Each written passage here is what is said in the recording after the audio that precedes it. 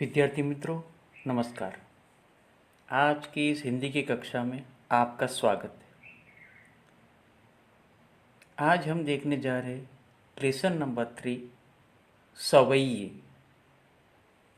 इसके कवि श्री रसखान हैं, जिनका जन्म सन 1548 ईस्वी सन और निधन सन 1628 ईस्वी सन में हुआ था। रसखान का असली नाम सैयद इब्राहिम था। उनका जन्म दिल्ली के एक संपन्न परिवार में हुआ था। गोस्वामी विठलनाथ जी से दीक्षा ग्रहण कर व्रज में रहकर कृष्ण भक्ति के पद लिखे। इस मुसलमान कवि की अनन्य कृष्ण भक्ति सराहनीय है। इनकी कविता में कृष्ण की रूप माधुरी, वज्र महिमा और राधा कृष्ण की प्रेम लीलाओं का वर्णन हुआ है।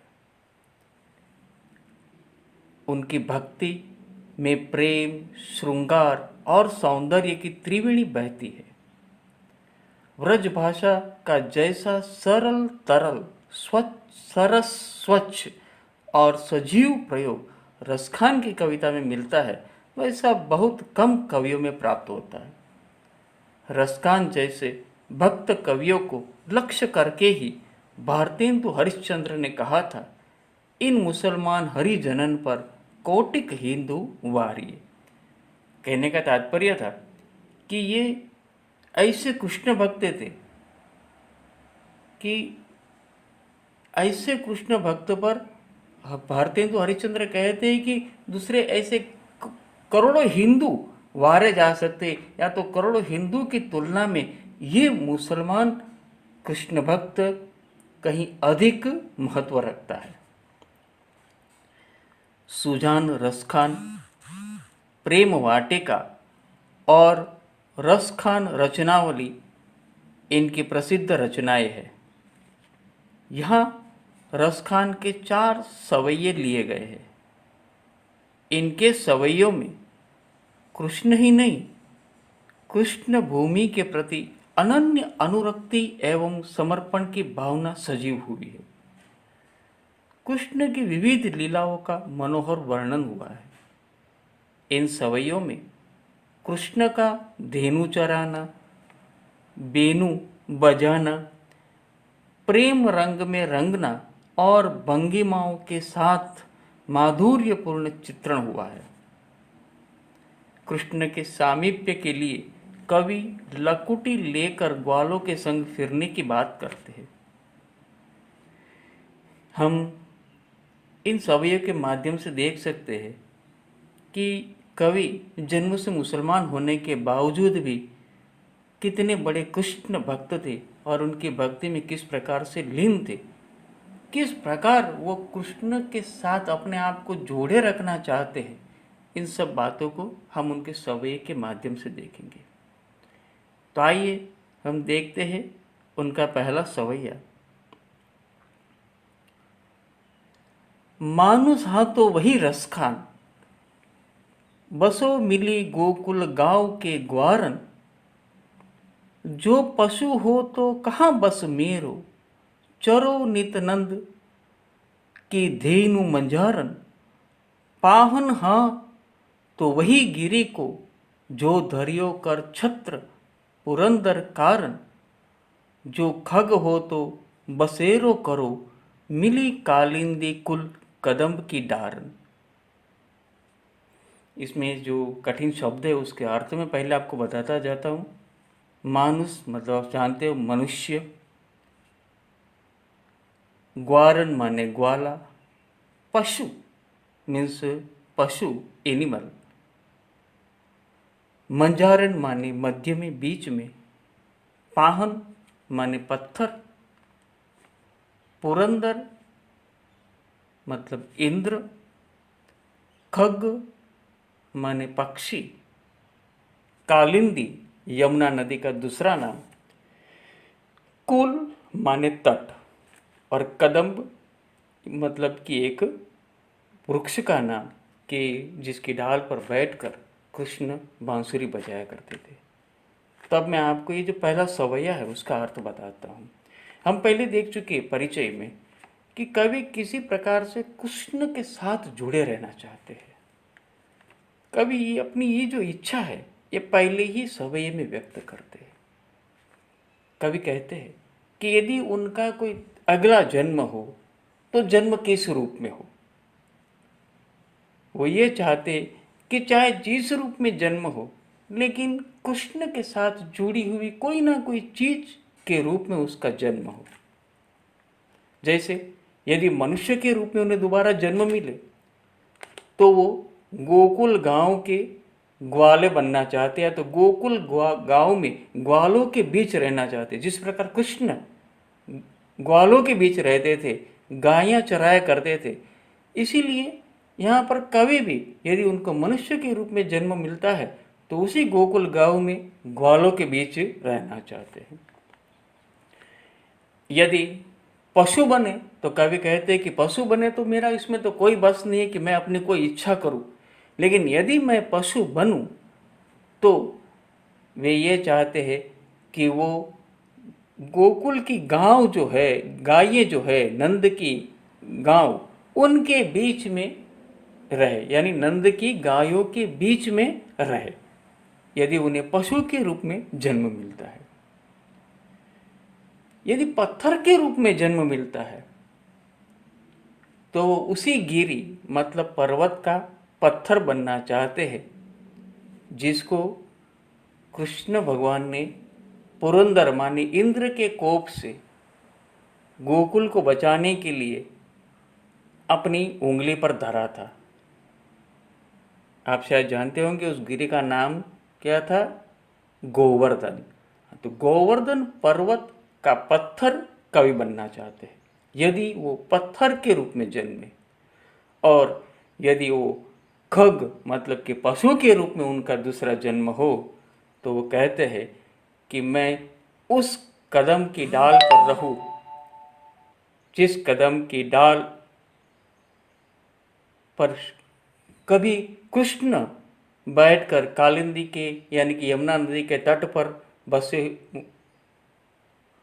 यमुना नदी के तट पर जो कदम का पेड़ था उसकी डाल पर बैठकर कृष्ण वेणु बजाया करते थे, उसी कदम की डाल के पर मेरा बसेरा हो यदि वे खग माने के पक्षी के रूप में जन्म ले तो इस प्रकार पहले सवैये में उन्होंने अपनी जो मन की इच्छा है कि यदि उनका दूसरा जन्म हो तो किस रूप में उनका दूसरा जन्म हो, और जिस रूप में उनका दूसरा जन्म हो तो यदि मनुष्य बने तो वो गोकुल के ग्वालों के बीच रहना चाहते, यदि पशु बने तो नंद की गायों के बीच रहना चाहते हैं, यदि पत्थर बने तो गोवर्धन पर्वत का पत्थर बनना चाहते हैं, और यदि खग मतलब कि पक्षी बने तो कालिंदी के कूल पर यानी कि कालिंदी के तट पर जो कदम की डाल है उस कदम की डाल पर वो अपना बसेरा करना चाहते हैं। यहाँ पर हम अभी समाप्त करते, विराम लेते, इसके बाद दूसरे पीरियड में हम आगे देखेंगे।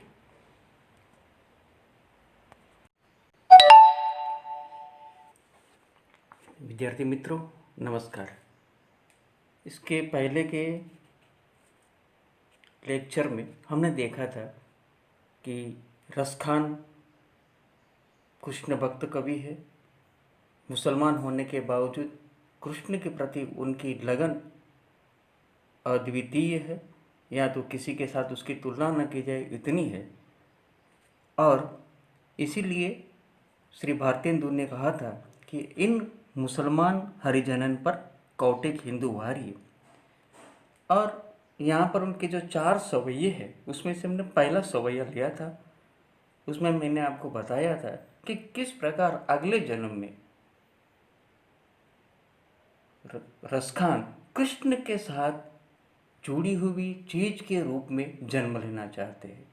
मतलब यदि वो मनुष्य बने तो वो गोकुल के ग्वालों के बीच रहना चाहते हैं, यदि वो पशु बने तो नंद की गायों के बीच रहना चाहते हैं, यदि वो पाहन मिले तो गोवर्धन पर्वत का पत्थर बनना चाहते हैं, और यदि वो पक्षी बने तो कहते हैं कि उसका बसेरा कदम के पेड़ पर हो। अब दूसरा सवैया हम देखते हैं जिसमें कृष्ण के साथ जो चीज़ जुड़ी हुई है वो कितनी अमूल्य है और कितना सुख देने वाली है दूसरों की तुलना में, वो कवि ने यहाँ पर बताया है। या लकुटी अरु कामरिया पर राज तिहुपुर को तजी डारो, आठों सिद्धि नवनिधि को सुख नंद की धेनु चराय विसारो, रस खान कबो इन आखिन सो, ब्रज के बन बाग तड़ाग निहारो, कोटि कहो कल धोत के धाम, करिल के कुंजन ऊपर वारो। तो लकुटी या लकुटी, लकुटी माने लकड़ी, और मिस और कामरिया मिस कमरी, कंबल।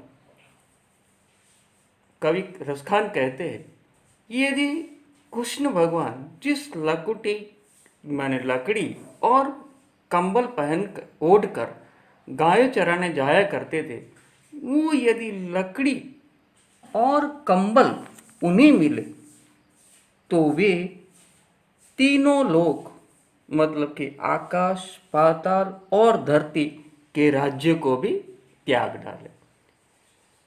पूर्व माने लोक और तजी माने तजना, डारो माने डालना। यदि कृष्ण की वो लकड़ी और कंबल जिसे पहनकर जिसे लेकर कृष्ण गाय चराना जाते थे, वो यदि उन्हें मिले तो उस पर रसखान तीनों लोगों के राज्य का जो सुख मिलता है उस सुख को ठुकरा देना चाहते हैं, या तो ठुकरा देने के लिए तैयार है।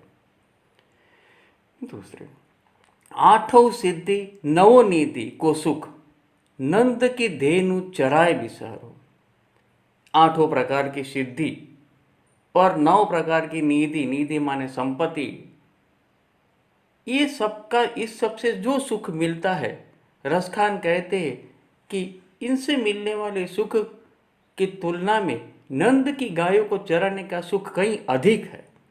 और इसलिए वे कहते हैं कि यदि नंद की गाय चराने को मिले तो उसके आगे, या तो उस सुख के आगे मैं इस 8 सिद्धि और 9 निधि से मिलने वाले सुख को विसार दूं, या तो भुला दूं, या तो न्योछावर कर दूं।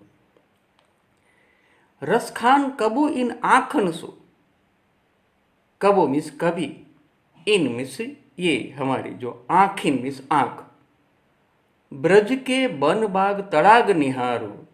रसखान कहते हैं कि यदि इस आँख से मैं ब्रज भूमि के वन बाग तालाब यदि मुझे देखने को मिले तो उनके आगे कोटि कहू कल धोत के धाम, करिल के कुंज ऊपर वारो। करिल माने कांटेदार, कुंजन माने जो झाड़ियाँ है। तो ये ब्रज की जो कांटेदार मान लो झाड़ियाँ है, वो उन झाड़ियों को पसंद करते हैं किसकी तुलना में? कोटि कहू कलधोत के दाम। कोटि माने करोड़ और कलधोत माने सुवर्ण।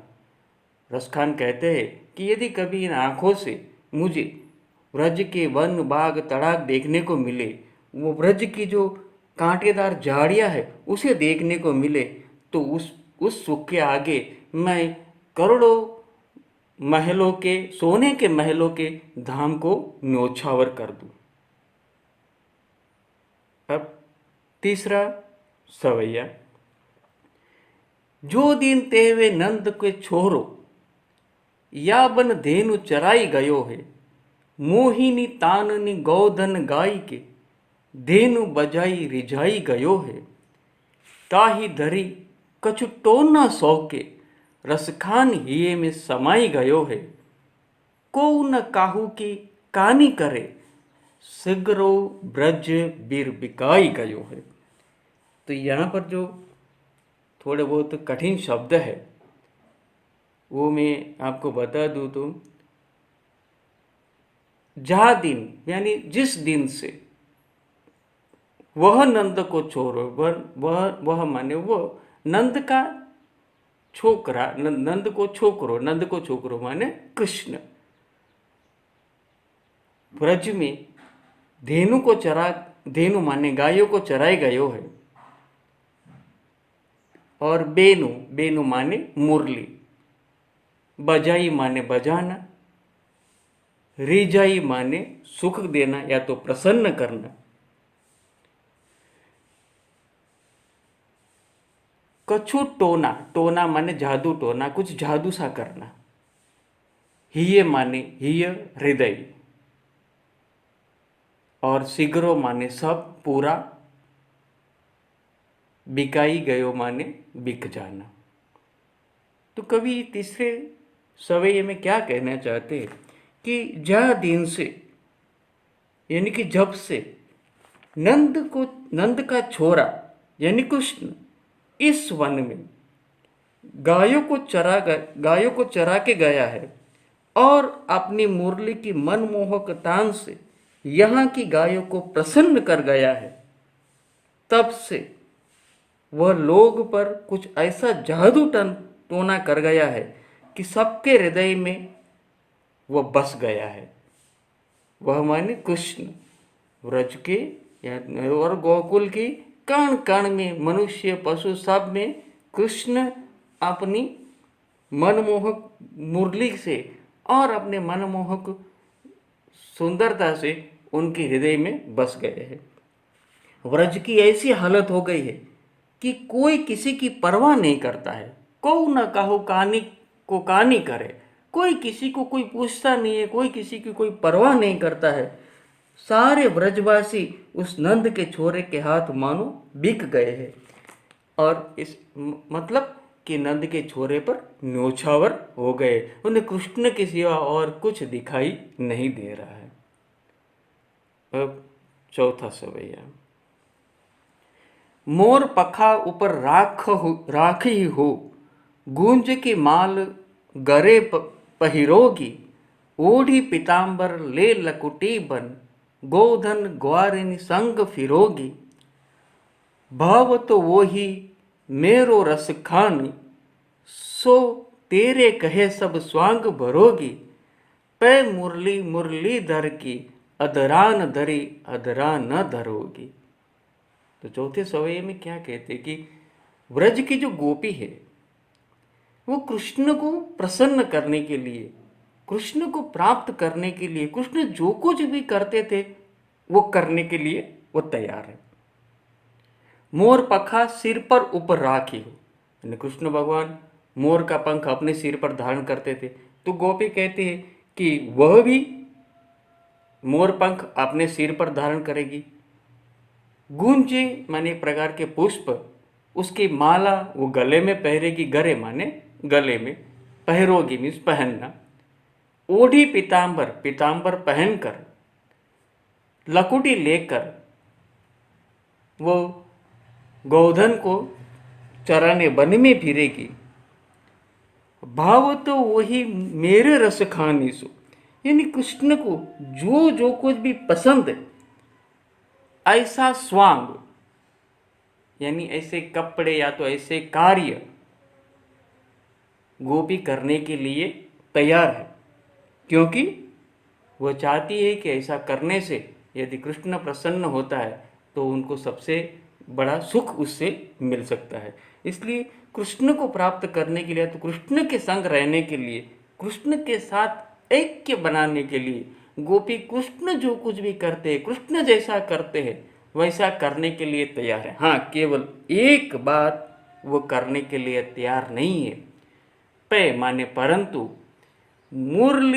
मुरलीधर की, मुरलीधर माने कृष्ण की मुरली अधरान धरे, जो उन्होंने अपने अधर पर धर कर बजाई थी, उस मुरली को वह अपने अधर पर धरना नहीं चाहती, क्योंकि इसके कारण ये है कि गोपी अपने जो प्रियतम प्रभु है कृष्ण, उसकी मुरली अपने होठों पे धर के उसे झूठा करना नहीं चाहती, क्योंकि स्वामी को कभी झूठी चीज नहीं दी जाती वापस।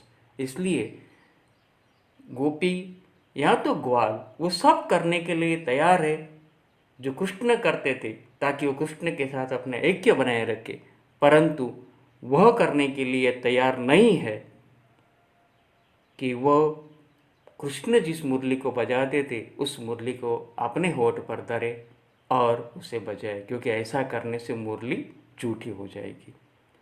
अब शब्दार्थ इसमें आपको दिए गए हैं, हम एक के बाद एक यहाँ पर सही विकल्प देखें तो पहला विकल्प प्रश्नोत्तर फर्स्ट निम्नलिखित प्रश्न के नीचे दिए गए विकल्पों में से सही विकल्प चुनकर उत्तर लिखिए। तो यमुना किनारे कदम्ब की डाल पर रसखान किस रूप में बसना चाहते हैं? यमुना किनारे कदम्ब की डाल पर रसखान किस रूप में बसना चाहते हैं? आंसर है इसका पक्षी। 8 सिद्धि और 9 निधि का सुख प्राप्त होता है किससे? 8 सिद्धि और 9 निधि का सुख प्राप्त होता है नंद की धेनु चराने में। तीसरा, कलधोत के धाम का अर्थ होता है सोने के राजमहल। चौथा, गोपी गले में खाली जगह माला पहनना चाहती है, तो आंसर है ड माने गुंजे की।